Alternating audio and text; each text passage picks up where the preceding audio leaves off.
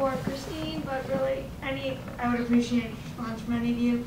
Christine, you mentioned in setting the scope of and first talking about TPP, about the need for the regulatory environment to catch up with technological change and for the trade rules to catch up with the advancements we've made. So how well do you think TPP has done that? And especially given that 5–10 years from now, there are going to be business models and things we can't even imagine today. How well do you think TPP will serve in the future? I think the negative list is a huge advancement, but where else do you see chances for TPP to kind of grow and expand to address those needs? And where do you see that there could possibly be some shortcomings or concerns?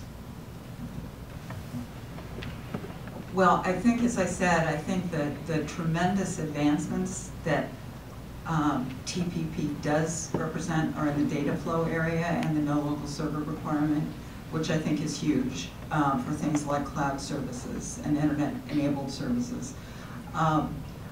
As I also said, though, I think there's a real shortcoming, and we talked about that this morning, and that is that the benefit of those provisions was not extended to financial services. And I think that's a real shortcoming, and I think that's something that we need to continue to work on in the future. I think, in terms of adaptability, as you mentioned, the negative list and the fact that it will cover new services that are not yet envisioned, I think is probably our most valuable tool, other than those two elements that I mentioned. But other than that, I think it's something that we need to continue to work on in our new negotiations, and also through the various committees that are likely to be set up under the agreement and the overall commission that will be set up under the TPP.